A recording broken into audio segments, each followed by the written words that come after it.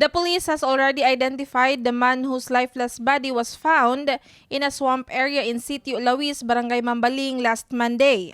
The victim was found out to be Rufino Abalye Villagonzalo, 39 years old from Sitio Lumboy, Ibabaw, Barangay Mambaling, who worked as a mechanic. According to Police Lieutenant Colonel Wilbert Parilla, Deputy City Director for Operation of the Cebu City Police Office, contrary to their first theory, Villagonzalo is not a police asset. Parilla added that they are still looking into his background. He admitted that they still do not have sufficient information on any feuds has been involved with. Mekaniko ni siya, but we don't have yet any information of doon na ba ni siya yung mga previous na kaso related to drugs.